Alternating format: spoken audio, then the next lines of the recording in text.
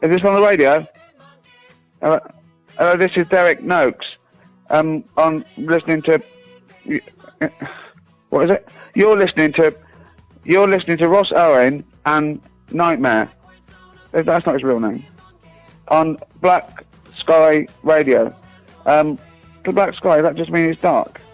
And please listen, because they're my favouriteest people. In the world, not my favourites.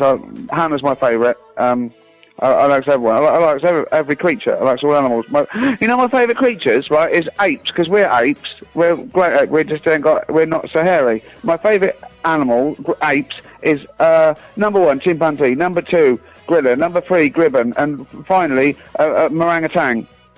Hello? As advertised, as promised, Mr. Ricky Gervais. Ricky, how you doing today?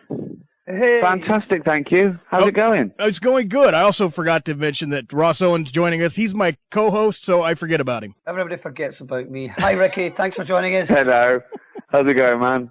Yeah, all good. All good. We're so excited about Derek. I have seen Derek, but that was just for research purposes. The only form of animal entertainment I like is watching a baby monkey ride a pig. I don't know what possessed you to create episode number 6 that basically turns a 6'2", 300-pound man into a crying bubble of crap on the floor. But congratulations, that's what it did. I've heard that so often. Oh my God, it was many so tweets beautiful. From people, from guys going, I've cried twice. The birth of my daughter. And Derek. Well, it's absolutely phenomenal. That in Thank 23 minutes, I sat there and, I mean, almost from start to finish, I sat there and just wept like a little girl with a skinned knee because it was so beautiful and so perfect. Oh, thank you very much.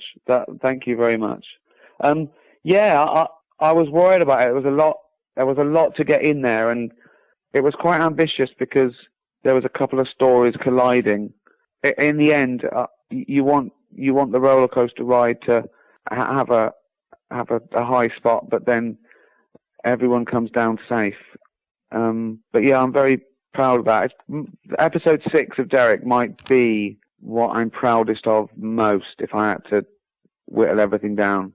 Well, after watching so much of your work, as it came out, as well as rewatching it on the interwebs over the course of the last couple of weeks, I would agree with you. I mean, that is one of the most powerful things that I think you've ever done. It's probably the most dramatic sitcom I've done. I think you'd have to, The Office had dramatic bits and Extras had dramatic bits, but the percentages are probably larger in this. It's probably more 50-50. It's a show about kindness. It's set in an old people's home, and it's about a group of outsiders. I've always dealt with flawed characters, but probably the biggest difference between this and particularly my work, but I think also between this and most other sitcoms, UK or American, is that I've left behind that veil of irony that a lot of modern comedy has, where you're sort of laughing at the difference between how the characters see themselves and how the rest of the world see them, particularly with someone like David Brent or Michael Scott. There's that big chasm, Well, there isn't here. There's a sincerity. These people say what they think, and they mean what they say. Is much more positive and sweet, and almost upbeat in a melancholy sort of way. And a lot of that is to do with the backdrop of the elderly. These sweet 80 and 90-year-olds. I don't know if it's the same in America, and bear me out here, but I think in the UK, we sort of forget our elderly a little bit. I don't know. We seem to want to get rid of them as soon as we can. And yeah, that happens over in the US as well. It's really sad. Yeah, it is really sad, and it's strange, and I don't know when it started. I don't know whether it's because people know that life is short and they need their own life as fast as possible, and they've left the nest and they don't want to be burdened with those things. But then I want to go, but you'll be like that soon. I think you really do pass it on. And there's a strange arrogance of youth that it's like an insult to be old. Well, do you know what? If you're lucky, that's going to happen to all of us. It seems like there should be some sort of investment. You know, I really do think that the nicer you are to the elderly, the nicer the youth will be to you, because it's a lesson learned. Anyway, it's not political. It sounds like there's very little politics in it. There's some social issues, which I've always done, but it's funny and it's quirky and it's sweet, and I think it's not what people expect. But like, you know, I think most sitcoms, you know, apart from the two aspects of the situation and the comedy, it usually revolves around some sort of family, either literal, like in Till Death Us Do Part, which was Archie Bunker in America, or Dad's Army, or, you know, and Bilko. It was a virtual family that was the army, or, you know, whatever. And they usually rallying against the world. Well, the family in this is the workers and the residents, and they're rallying against a cruel world that doesn't care. So it's sort of built around parables, I suppose. They're sort of short little parables about cruelty and kindness, and there's a lot of redemption. Redemption's always been one of my favourite themes. I've always been positive. Even, you know, I always knew that I wanted to get Tim and Dawn together at the end of The Office. I always knew that Andy Millman would go through a funny phase but redeem himself by saying sorry. And I think forgiveness stroke tolerance is the finest virtue, you know. And when someone does something wrong, if they genuinely say sorry, I think you've got to have a heart of stone not to give them another chance. And that's one of the themes as well, because it's about what the elderly can teach the youth. And there's very sweet moments where, because they're wise. Yeah. They're wise. I don't know why every documentary made isn't talking to 80 and 90-year-olds about what it was actually like. I don't know why we haven't just got talking about every surviving soldier from the Second World War. You know, and I'm the same. When I was a kid, it was boring. Old people were boring. I didn't want to hear about old-fashioned things. But you have to learn from the past, and you do get wiser. It's as simple as that. I couldn't agree with you more. Yeah. Oh, thank you. Yeah. The fact that Ross and I did a series of interviews with the cast of Band of Brothers a couple years ago, and the stories. Then we got to talk to some of the original men of Easy Company, and the stories that they were telling, and the wisdom that they portrayed and gave to freely. You know, it's just absolutely amazing. And you're right. I don't know why they don't have, you know, more people like that, or more documentaries. I honestly, it makes me cry. It makes me well up. And an old person with regrets, it tears me apart. Do you know what I mean? I want to say it's okay. I can't cope with it. My mum told me a story about my granddad, who I never met. He died before I was born.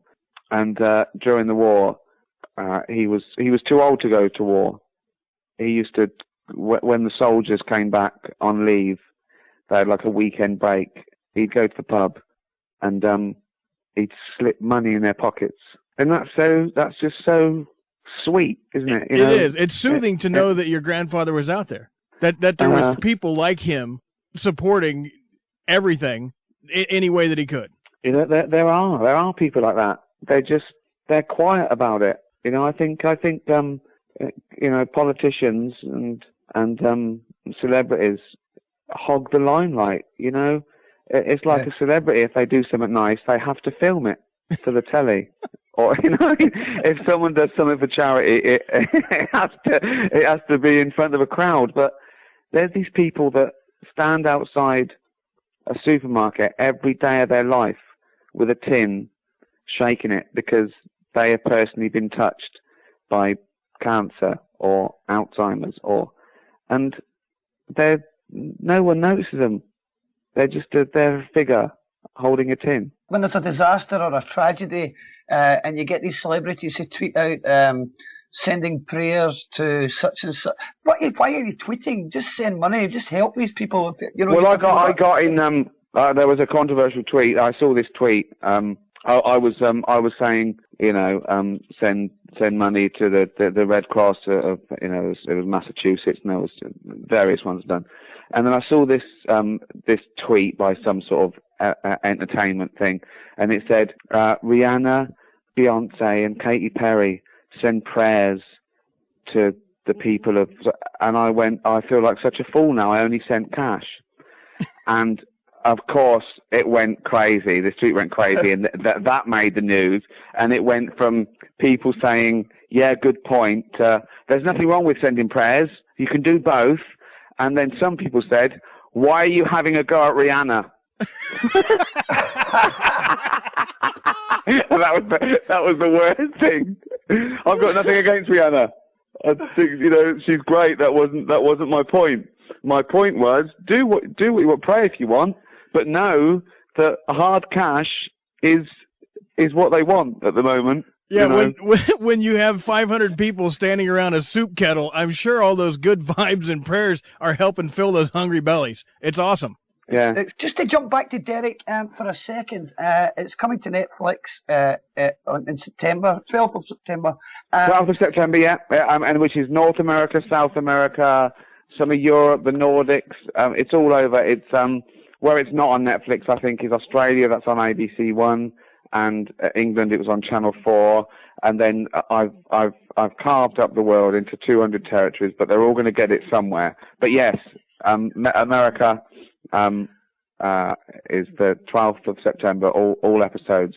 And it is a Netflix original. People are saying it's not a Netflix original. It went out on Channel 4. No, it's a co-pro. They put in the money for it with Channel 4. We just showed it here first because they want to... it's a genuine Netflix original. That's great, because that was one of our questions. Yes, it is. Yeah, no, people are saying, how can this be original? Well, someone's got to show it first, and it went out in England because Netflix had a schedule that they wanted to do. Because of their marketing, they wanted to do it and give it the best slot. But no, it's a Netflix original. It's a co-pro. It's Netflix. It's through Derek Productions, which is mine, to Netflix and Channel 4. Yeah. Now, Carrie Godliman, we talked with her earlier. We also talked to Charlie Hanson. How does Carrie's character, is that just a compilation of your family? Because I know that you have a lot of caregivers in your family. Apart from what Carrie put into it as an amazing actress and comedian, and was cast because I knew she was perfect. I'd worked with her a couple of times before. And when I came up with the character, there was only one person. I didn't even audition. I said, you can do this. I didn't audition Kev either. I didn't audition Carl. I built it around, I knew the people that were, the right for this job. But yes, I'd say 5 or 6 of the women folk in my family were carers. Some have worked with Alzheimer's, some just senility, some just in whole people's homes, some just in care homes.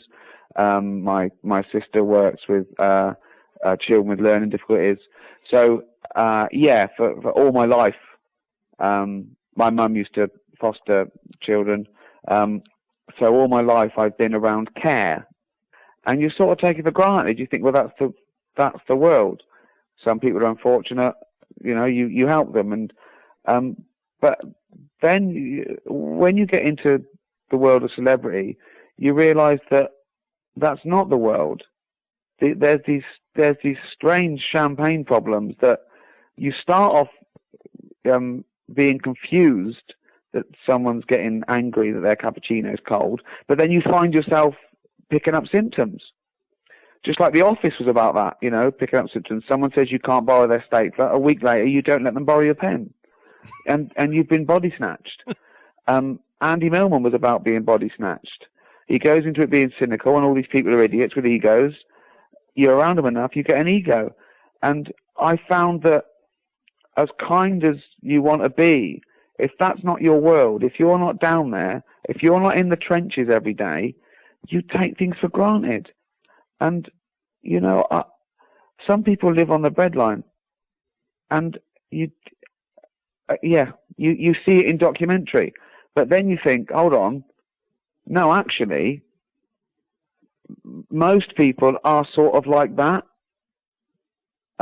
Most people are struggling for money. They have got problems. They might have health problems. Most people aren't perfect because they can't go to a specialist and have everything sorted, including caps on their teeth. They don't worry about how much they're getting paid because someone else is getting paid a penny more. These aren't their problems. Their problems are, I might die tomorrow if I don't get medical care. And it brings it all crashing home, you know? So I wanted to return to those values of normal people, because for the past sort of 5 years, I've always been fascinated with fame, but I've sort of been studying it. You know, I did a live stand-up about fame. Extras was about fame. I did the Golden Globes, where I sort of tried to prick the bubble and be the outsider, but really I'm not an outsider because I do know those people and I am involved in the. And I just thought, I want to go back to when I wasn't involved, when I wrote The Office, because I worked in an office, and it was all my input up to the age of, 35. It was all about my family. Gareth was based on a kid I went to school with. That's why he talks like a 14-year-old.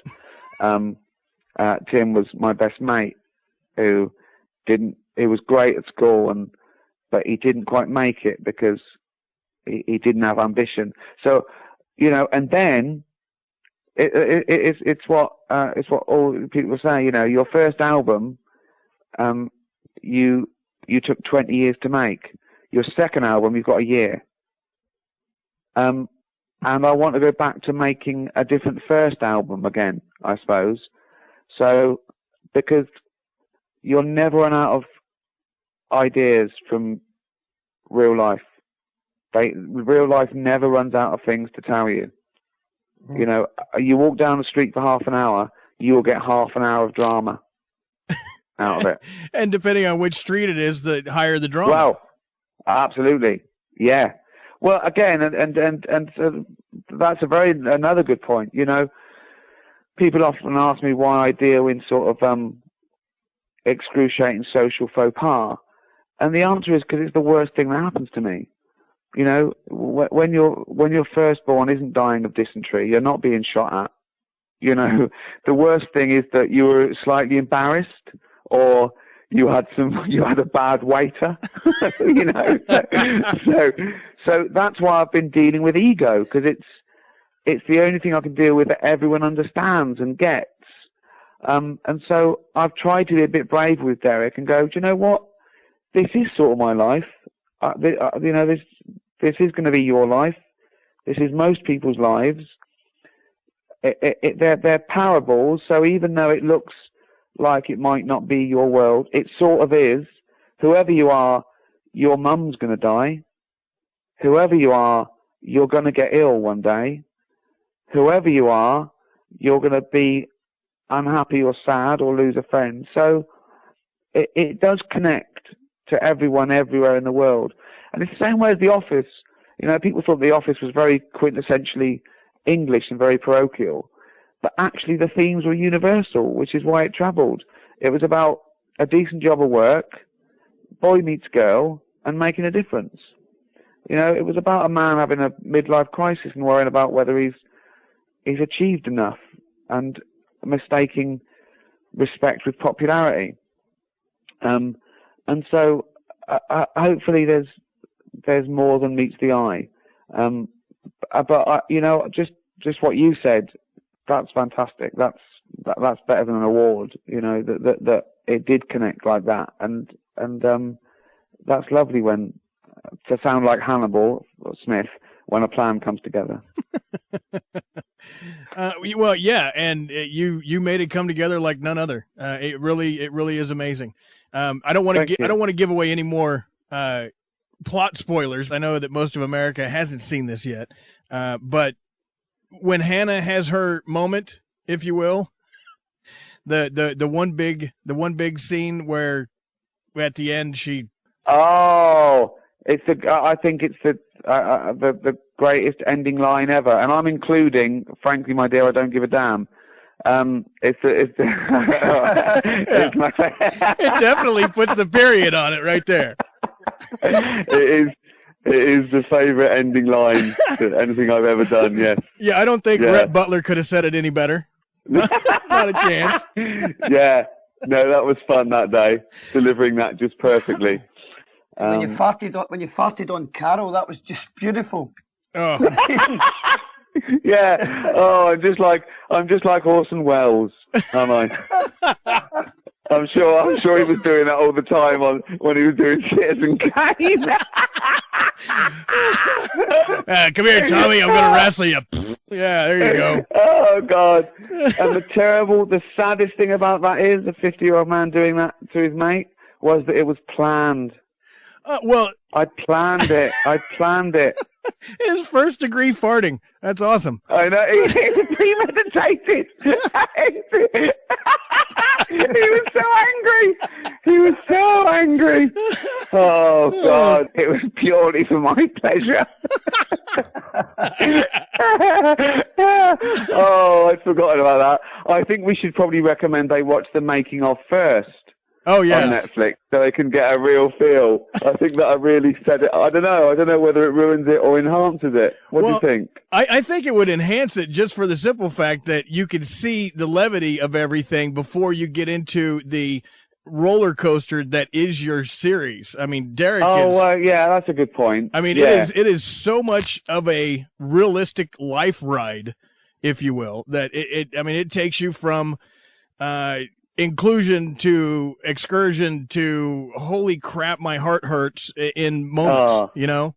Thank you. Yeah, it might be nice to see that it's just a TV show before they get into the pure angst and pain of the piece. Yeah.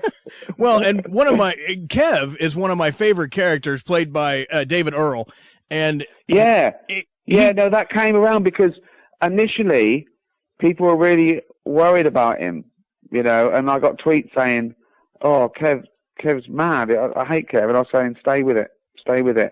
And by the end, he was everyone's favourite character. They were tweeting about him. They're tweeting the things he said because they know that he's really a lost soul. You know, he does those things. He says those things. Everyone's got a mate like Kev. Yeah. But they often don't live that long. But as it said in the show, you know, if it wasn't for Derek, Kev would be dead on the roadside somewhere. Mm-hmm. Derek takes in waifs and strays. He never gives up on anyone. It doesn't matter. He'll never give up on you. Nothing's a lost cause to Derek. And I do it sometimes with fun, where he finds a baby bird and he wants to call an ambulance, and to him saying to Dougie, you know, even if you're 100, you know, I'll still try and save you. So you got a little bit of life left. And it's 1 minute he says, and they're getting old now, so every minute counts. I want every second to be happy for them, because I haven't got long. And it's from such a lovely, such a sweet place. There's an urgency about Derek, and his urgency is to give everyone the best time all the time. And I love Derek. I've never connected emotionally with a character like Derek. I wish I was Derek. I wish more people were like Derek. He's pretty perfect. My younger brother has a saying, and it's kind of a theory of his, that people have evolved too far and we need to devolve to perfection. Do you think that's where Derek's at? That's really lovely. I think Derek is perfect. Yeah, I think because, and there's this comes up in there that, you know, the only shortcut that works, and the only shortcut that's good is kindness. It's the only thing you need. It's the only rule you need to adhere to in life. Everything else frivolous and trivial and fun and all those things, pleasure and pain. But the only thing that really matters is kindness. Now, since Derek has come out in the UK, you've brought David Brent back with Learn Guitar with David Brent on YouTube. Yeah. How's that going for you? Oh, that's just so much fun. It started when it was the 10-year anniversary of The Office, and there was a big thing on BBC celebrating it, and they brought out a box set and lots of unseen footage, and I loads of articles about it, and I kept getting tweets and letters and emails saying, "What's David Brent doing now? Why don't you bring him back?" And so I made a little thing for Comic Relief, a little 10-minute short of what David Brent's doing now. And what he's doing now, he's repping, he's selling cleaning products, tampon dispensers, urinal lozenges, up and down the country, and he's managing bands. He's like a local Simon Cowell, better really, because I'm an artist myself. I'm literally passing on my wisdom, and he's managing this young rapper, which gives us this absolute collision of worlds, and I got so into it, and it went down so well. That I thought the funniest thing to do would be, David Brent is fulfilling his dream now. It's an age where, a 50-year-old bloke in a suit can go on a talent show and win it. And it's an age where, YouTube, you can get, millions of hits for being bad, ironic views, and, or you can become a huge pop star. And so he's got that in the back of his head.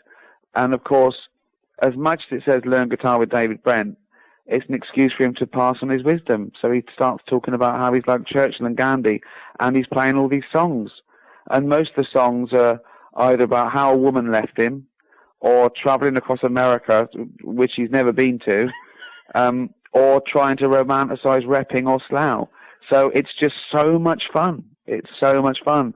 So, and it's had about 17, 18 million hits, and I've even created I brought him back on Twitter as well, at David Brent, and I tweet as him. Maybe I'm having a breakdown. I've got multiple personality disorder. I'm arguing with myself on Twitter now. It's just for fun. It's just for fun, but it is great fun. I mean, everything I do is for fun. Everything I've done is a labour of love. Flanimals. I created Flanimals because I used to make my nephew laugh and do silly little creatures, and then I found them all one day and I thought, oh, that's a funny book. It was a labour of love. The podcast was just me goading a mate in a room, and that went crazy and became an animation. I think if everything you do, I forget who said it, but someone said, it might have been Lennon, time that you enjoyed was never time wasted. And that's just so true. It's so true. I still can't believe that I get paid to do what I do. I think people sometimes think that because I don't, care about what critics say or do notes, or I do my own thing or whatever, that I take it for granted, or that I'm arrogant, or I think I don't make mistakes. That's not true at all. I love my mistakes. They teach me a lot. Mistakes are good. Yeah, wasn't it Edison that said, I didn't have 10,000 light bulb failures? I found how to make a light bulb, but 10,000 of them didn't work. Yeah, exactly. It's exactly that. They're stepping stones on the road to success. I wouldn't have it any other way. This is my journey. I do it for me, and I love it. I love it. It's one of the things that playing. one of the things that Ross and I were giggling about off air was I thought that it would be a fantastic opportunity to come out with a Learn Guitar with David Brent fake book. And the whole thing is just about his wit and wisdom, and there's never actually anybody telling you how to play guitar. Well, yeah, there's 3 more in this series, and if it's possible, there's less learning to play guitar than in the first 5, if that's possible. I mean, now there's even no pretense. Now he just goes on about what a great song this is. He's starting getting slightly political. It really is a man having a little bit of an ego moment because he's got no one to combat him now. This is his little domain. He's doing his lunch hour. He's a rep. He's written the songs. He can't wait to get them out there. And, it's out there warts and all because he thinks the world's going to love him. It's perfect. It's just such a perfect, it might even be better than a fake documentary on TV. Well, do you know what I mean? Yeah, absolutely. I love in the opener when you introduce, I am David Brent, and then your eyes follow the camera to the next angle. Yeah, because he's not quite sure how this works. Exactly. He has no idea where he's supposed to be. It's beautiful.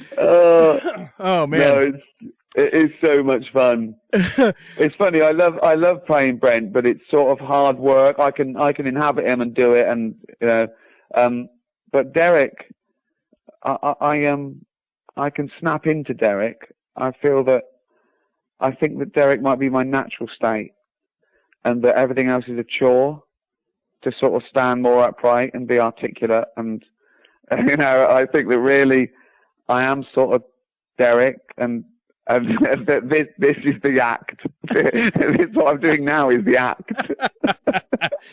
Does that mean if the Golden Globes call you back, you would do them as Derek? Because I think that would be a complete flip-flop.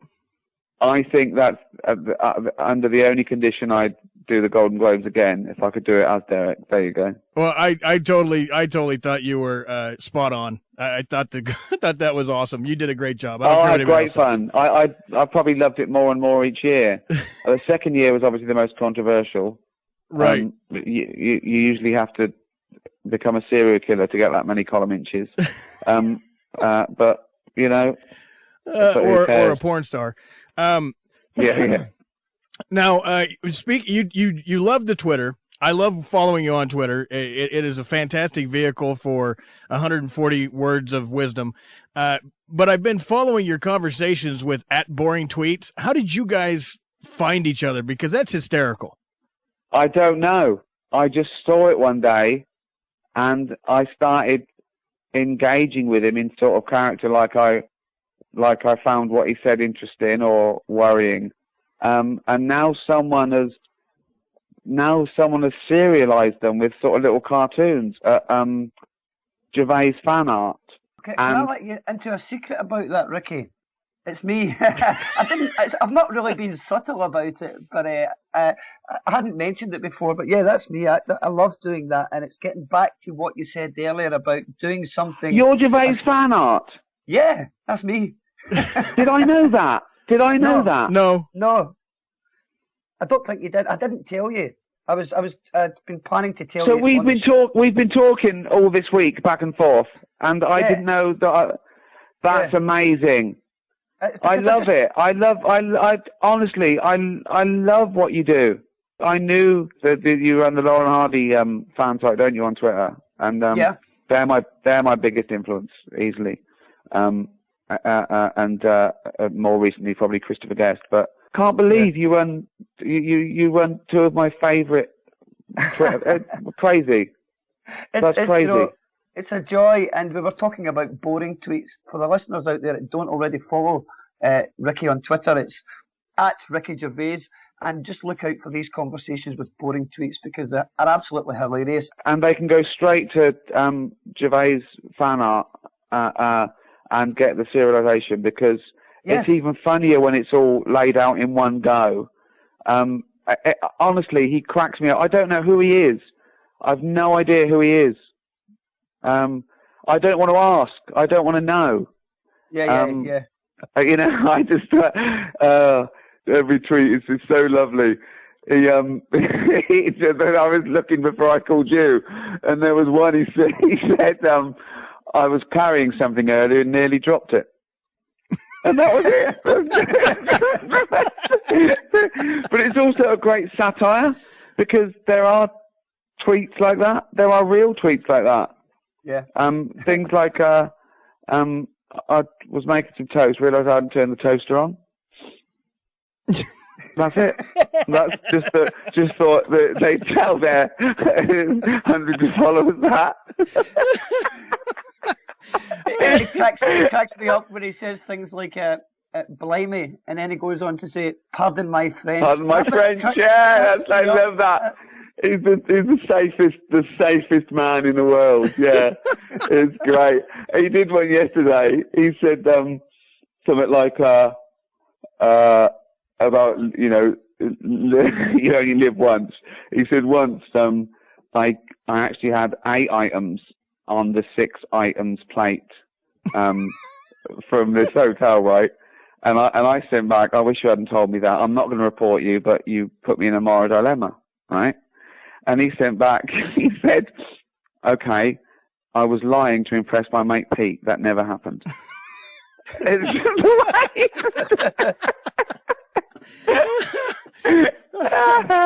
no, it's great. You find some fantastic things on Twitter. I've done a couple of defenses of Twitter that, there are idiots and morons and trolls, but there are those on the high street, and we have to go there.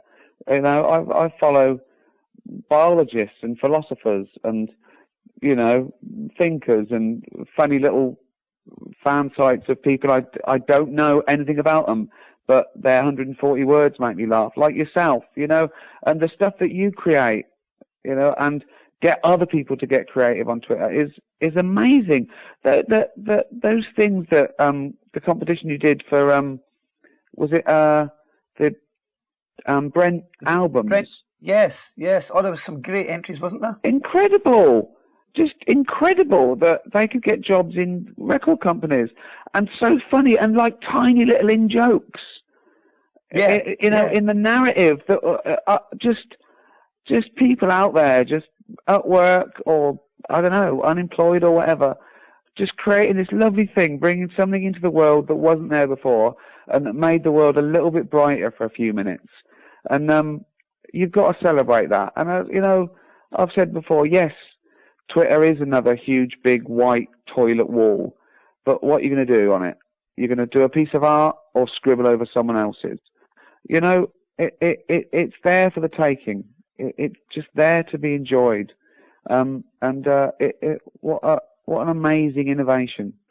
And like anything, it's what you do with it. It's what you do with it. See, I see what you two guys do as art and as really awesome. And I look at what I talk about on Twitter, and it's basically taking that great big giant wall, white wall, and just drawing cocks all over it. So, yeah, but it's funny you say that, because yesterday I tweeted a cock on a wall, right? It was a lovely white wall in Hampstead, and it was just a knob, and it was very minimalist. And then people were sending me cocks, but of course we're laughing at it. Ironically, we're laughing at someone who's bothered to draw that cock somewhere on street signs that that were just asking for it. That was like this lovely round thing that was but it was irresistible. Again, so something came of that. Something came of that. I think it would be fantastic to see what Banksy could do with a knob. His street art is world famous and very detailed. So I think that it would be almost photorealistic. I bet there's nothing Banksy couldn't do with a knob. Christ, that's awesome. Great. Oh man. Well, I could sit here and we could do this all day long, because not only am I a fan, but your wit and wisdom, encompasses generations, and I think it's about time we get more people like you doing more creative things, because so many things on network television over here are so much crap. I can't even hardly watch it. So what you do you know is amazing. I think people should, great things encourage you and inspire you, but also looking around and seeing that nothing's great should inspire you, because there's nothing to beat. Most things in most categories and genres are rubbish. Most furniture is tacked, but then you see a beautiful piece made in the 18th century with love, and you go, that's a piece of furniture. Most music is rubbish, but then you hear a piece of Vaughan Williams and go, that's what music can do. It can make me cry. And most TV is rubbish, but then you see The Sopranos and The Wire and The Bridge, and you go, that's what TV can do. So I think you can be inspired from every direction you look in, and don't let anyone tell you any different. And that's the problem as well. People are told don't bother, or it's not worth it, particularly Brits. Americans are taught to believe they can be the next president of the United States. We're told don't bother, or why are you doing that? Don't be stupid. That's not for you. Who do you think you are? Who do you think you are? That's just got to be such a weird way to be brought up. Yeah, but again, good and bad comes of it. A bit of cynicism on the whole is sort of bad and negative and counterproductive. But skepticism is not. You can look at people and go, I don't believe them, or they're a fraud, or there's an ulterior motive. So I think a little suspicion, a little bit of British suspicion goes a long way. But I do celebrate positivity more, and just between the British and American culture, Brits think that it's probably disingenuous for a waiter to say have a nice day, that he doesn't mean it. But do you know what? I'd rather a waiter say have a nice day and not mean it than a waiter who was rude to me and mean it. Oh yeah, without a doubt. I'll take a fake sincerity over blatant hostility any day. Of course, because I don't see the point in it, I think I always thought it would be okay. I always think it'd be okay if you do the right thing. It'd be okay, and our reward is here and now. It's all we've got. We better make the most of it and enjoy it. And I don't think you can really enjoy it if other people around you aren't.